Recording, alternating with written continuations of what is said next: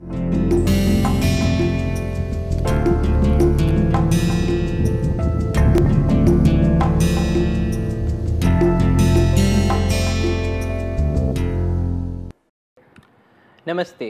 In the previous class, we looked at what we meant by basal area and how do we calculate the basal area of a tree and the basal area of a stand. So, we will continue our discussion further, and in this class we shall look at how to calculate the stand basal area by other methods, how to calculate the crop diameter and the crop age. So, as we saw in the previous class, there are three methods of calculating the stand basal area. Now, remember that the stand basal area is given in the units of square meters divided by the area of the plot, which is given in hectares. So, the stand basal area is given as meter square per hectare. So, in the last class we saw how to calculate the stand basal area as the sum of the tree basal areas divided by the area of the plot. Now, there is another method known as point sampling method, which we shall discuss in a later class. Today we shall look at the spacing factor method. Now, what is the spacing factor method? The spacing factor is defined as the average distance per tree in centimeters divided by the average stem diameter in centimeters, or you can represent both of these in meters and you will be getting the same value. Now, generally we measure the stem diameter in centimeters and we measure the distance between trees in meters. So, whenever your questions are given in this format, that one is given in centimeters and the other is given in meters, you should either convert both of these into meters or you should convert both of those into centimeters. So, now coming back to the slide, the spacing factor is given as the average distance between the tree divided by the average stem diameter. So, to take an example, if trees are spaced at an average distance of 5 meters, so 5 meters is 500 centimeters, and the mean diameter of the trees is 20 centimeters, then the spacing factor will be given by 500 divided by 20 or a spacing factor of 25. We have that the spacing factor is the average distance between trees divided by the average diameter of trees.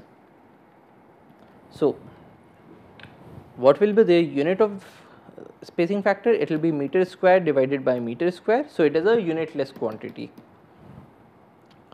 So, now why do we need this spacing factor? So, let us plot the spacing factor and the basal area of the stand in meter square per hectare. So, in this plot we see that the spacing factor is plotted on the x axis and the basal area in meter square per hectare is plotted on the y axis. So, if we joined all of these and if we consider that all the trees are of equal size, so this is a theoretical construct, this is the kind of the curve that we shall be getting. So, how do we use this curve? We can use this curve to calculate the amount of thinning that is required in a stand. So, as we talked about in a previous class, so thinning is done to reduce the amount of competition in a stand. So, suppose this is your stand, all the canopies are now touching each other and so there is a huge amount of competition. So, what do we want to do in the case of thinning is that we reduce the number of trees that are there in the stand. So, maybe we could remove this tree and this tree.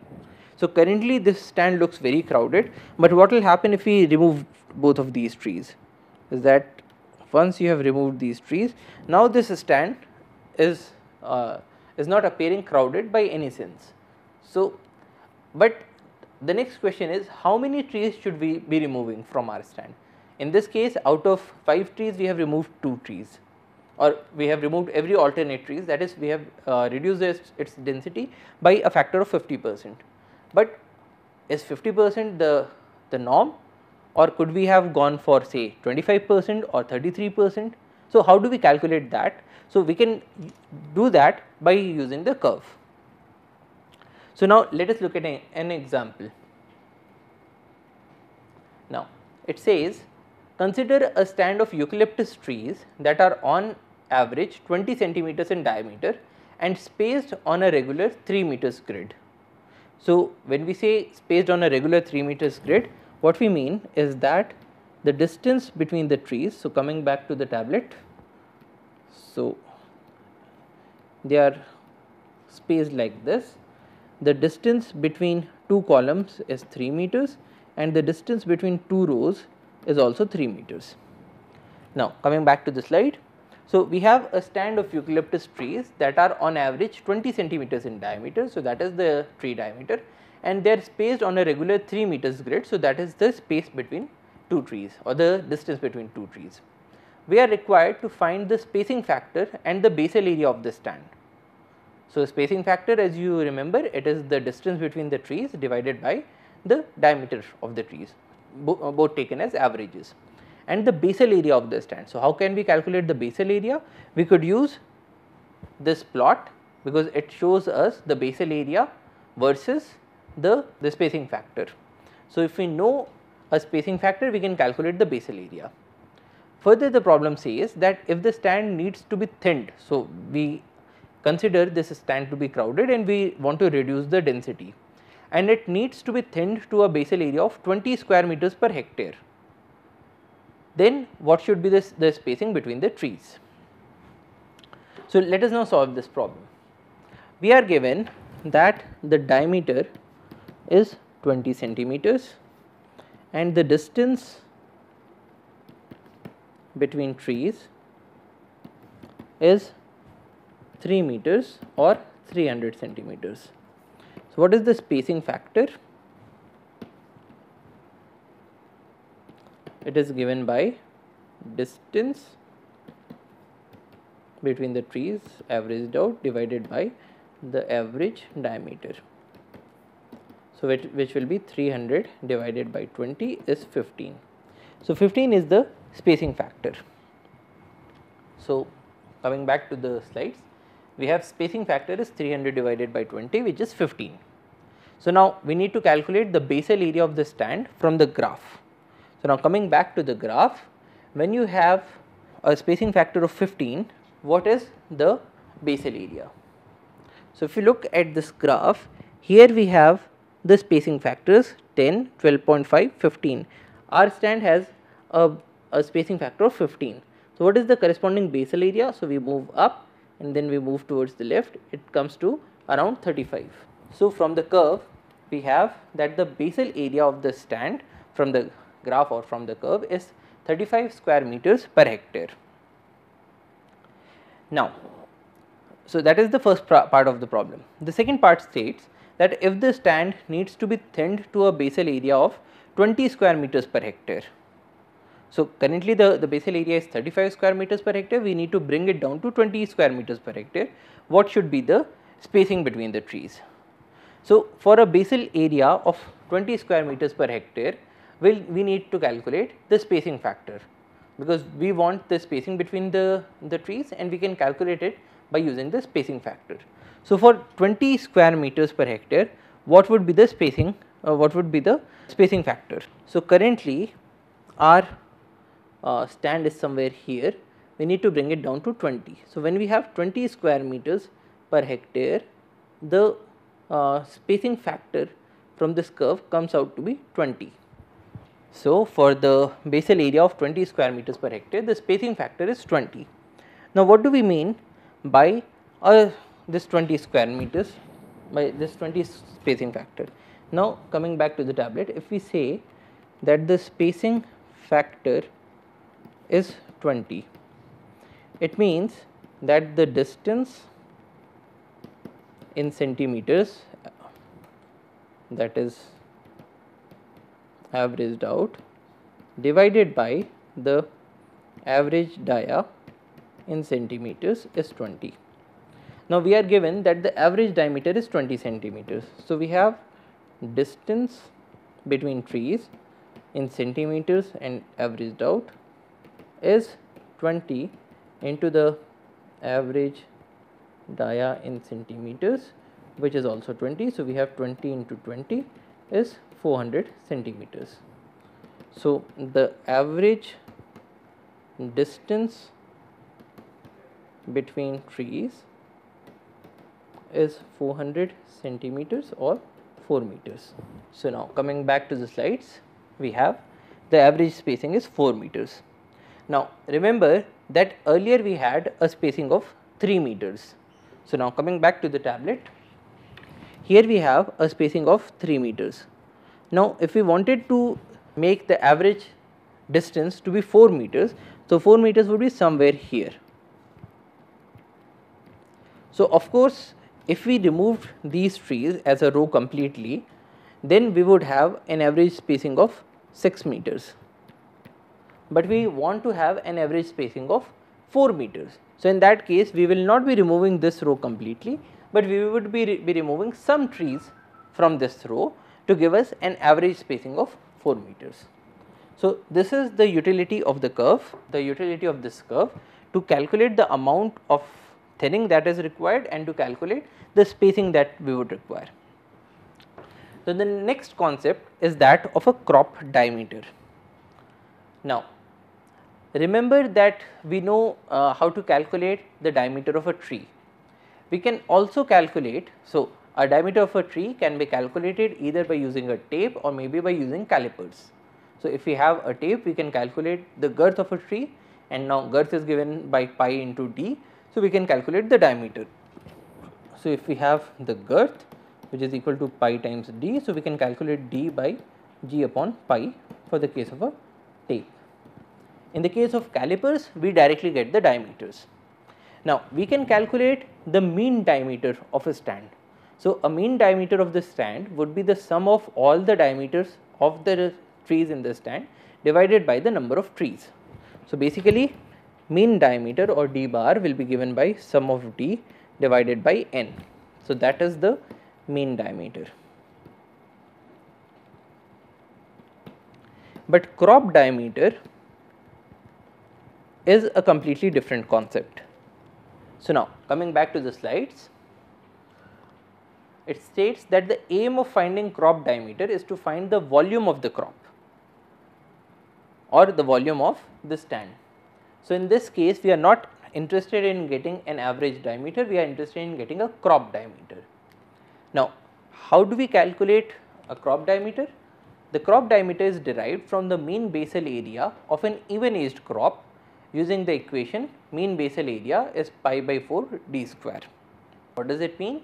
To calculate the crop diameter, we first of all need to calculate the mean basal area of the crop. Now it also states that you can find out a crop diameter only for an even aged crop. So what is an even aged crop? So consider a crop in which you have all the trees in the same diameter. So essentially we are plotting the number of trees versus the diameter. So if all the trees are of a single diameter, then it would be the crop of an even age. But this is only a theoretical concept. Practically we will have some variation in the diameters. So if you remember your class of measures of central tendency and dispersion, it stated that in place of having this shape, we will be having a shape like this, or an inverted bell shaped curve. So this shape is called an inverted bell, or you could even call it a bell shaped curve.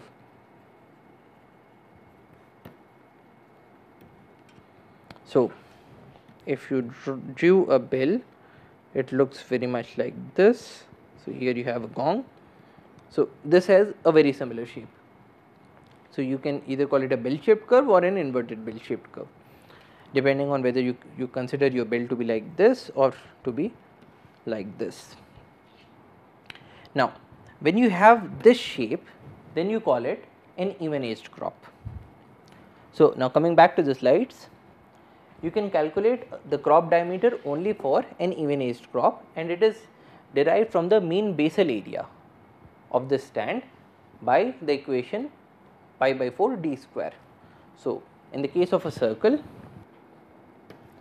we have area is equal to pi by 4 d square, which is pi r square.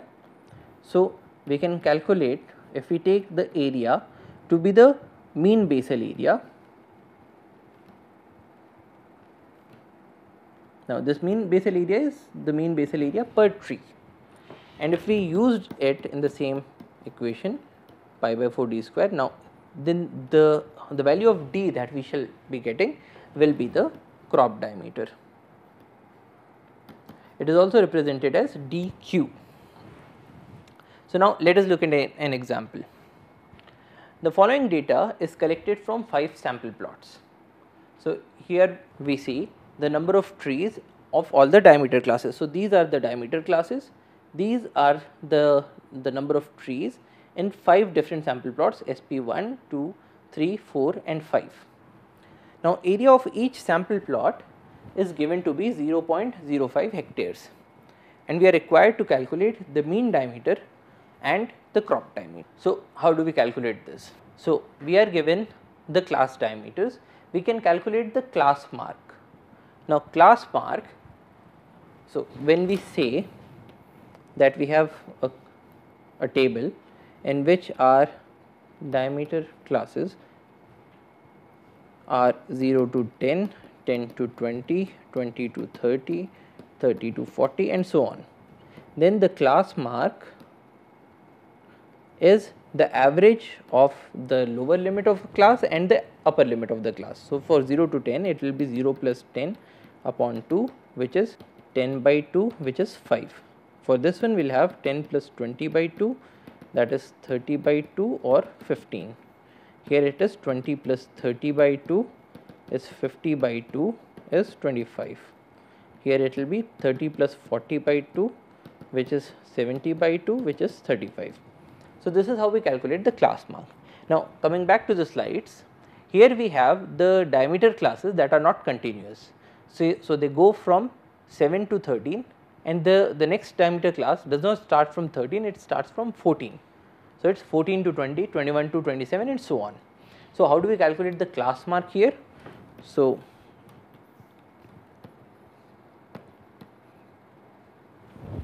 we have it as 7 to 13, 14 to 20, 21 to 27 and so on. So, now let us increase the upper limit by 0.5. So, it becomes 13.5 and decrease the lower limit by 0.5. So, it becomes 6.5 to 13.5. Here also we do the same thing. So, it becomes 13.5 to 20.5. Here it becomes 20.5 to 27.5. So, in that case, if we calculated the class mark using this, it will be 6.5 plus 13.5 upon 2, which is 20 by 2, which is 10. Here we will have 13.5 plus 20.5 by 2, which is 34 by 2, which is 17. Here we have 20.5 plus 27.5 by 2, which is 8, 48 by 2, which is 24. So, this is how we calculate the class marks here when the classes are discontinuous. So, it is 10, 17, 24 and so on. So, now coming back to the slides, here we see the class marks as 10, 17, 24 and so on.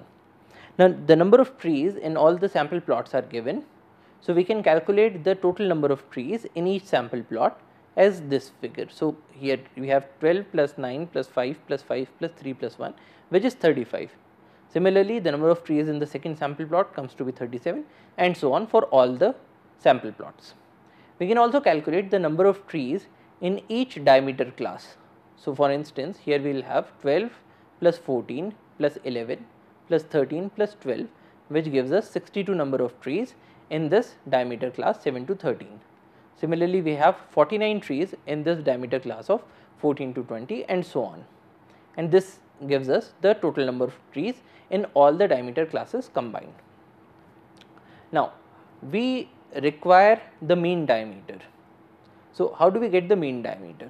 So, we can consider this diameter of the class mark as a representative diameter for this diameter class, and the number of trees in this diameter class is 62. So, if we multiplied 62 by 10, now this is 10 centimeters or 0.1 meters. So, if we wrote the class mark in meters, it would be 0.1. So, multiplying this 0.1 with 62, we get 6.2. So, that is the number of trees multiplied by the diameter and written in meters. So, that is 6.2. Similarly, for this second row, we have 0.17 meters is the diameter or the representative diameter. We have 49 trees. So, n into d becomes 8.33. So, similarly, we can calculate n times d for all the diameter classes and we can find out the total. So, what are we doing here essentially is that for the case of a mean diameter, we need to find out the sum of all the diameters divided by n.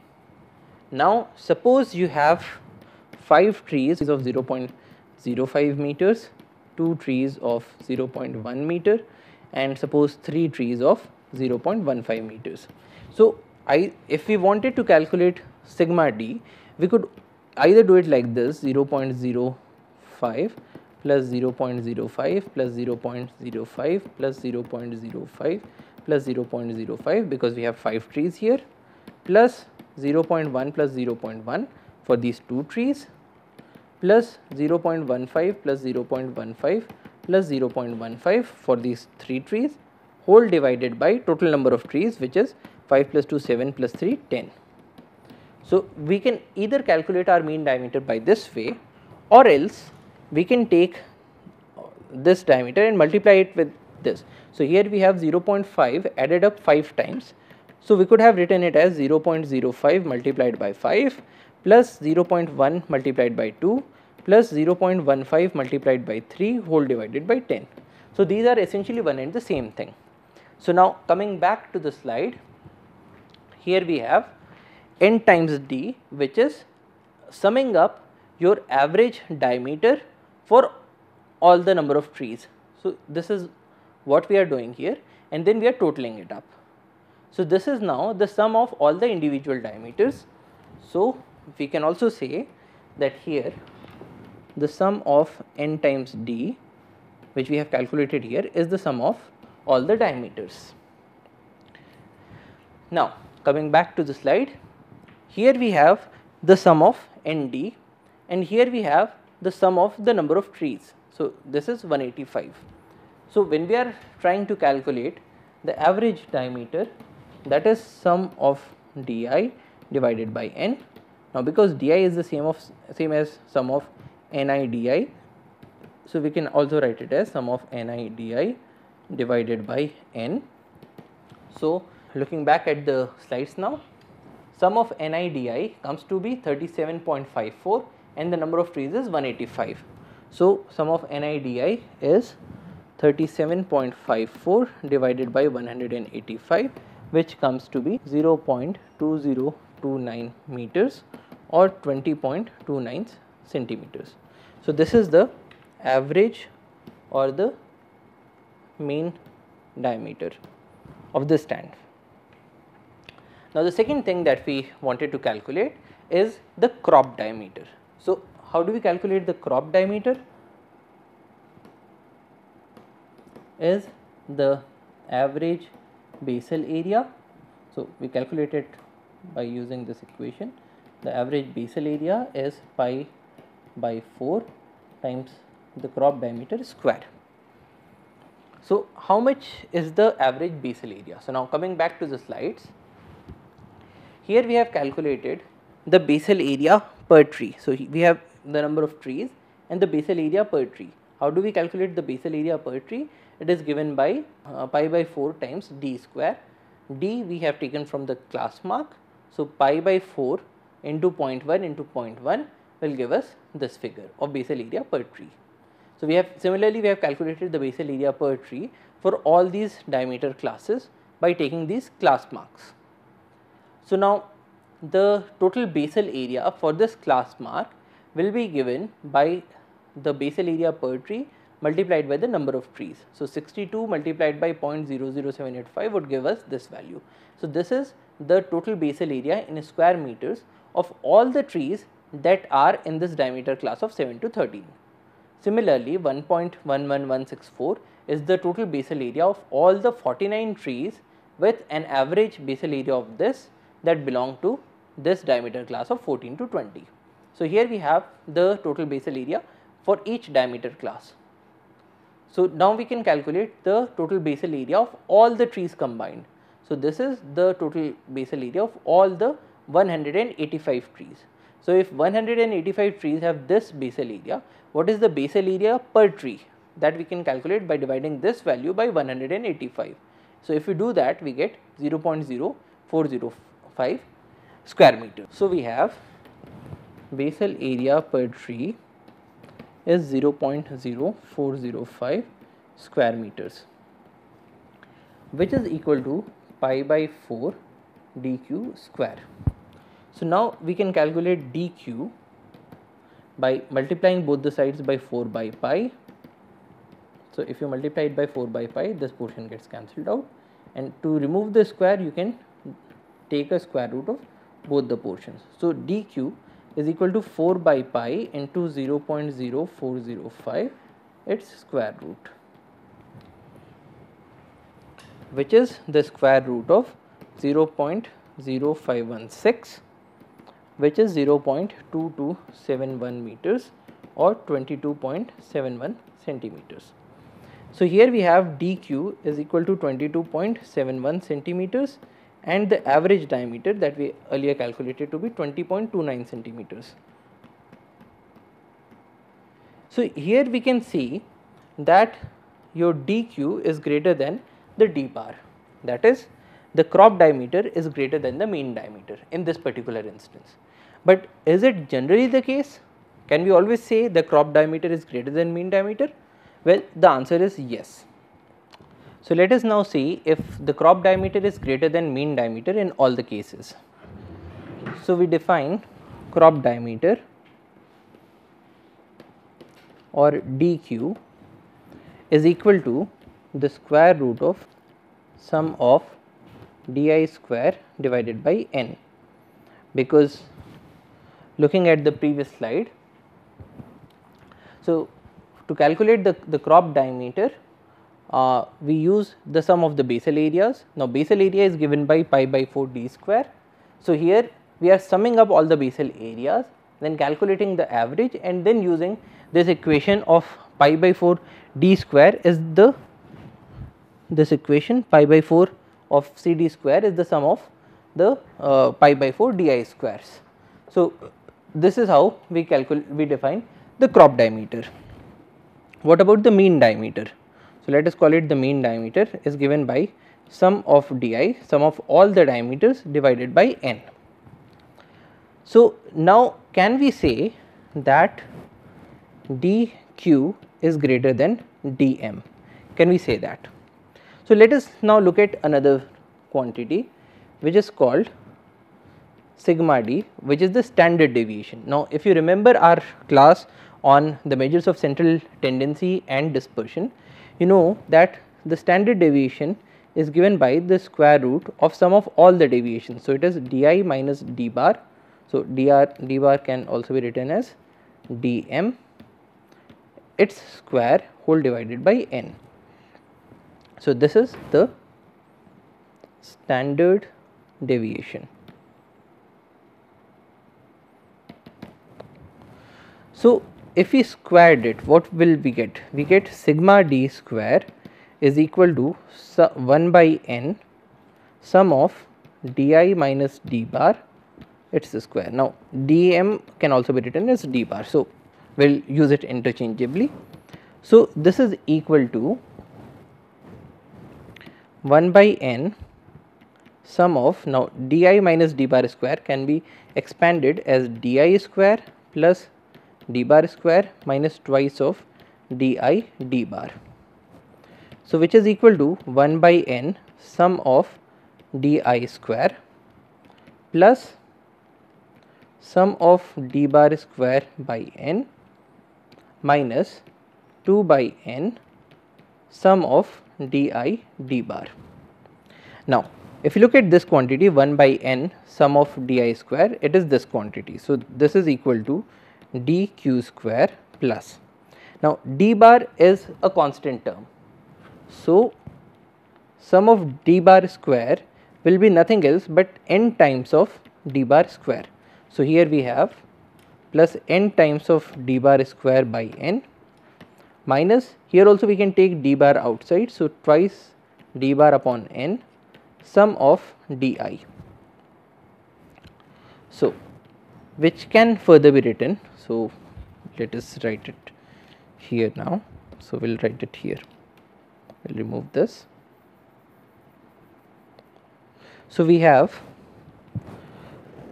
sigma d square is equal to dq square plus, now here n and n get cancelled, so it is d bar square minus 2 by n d bar.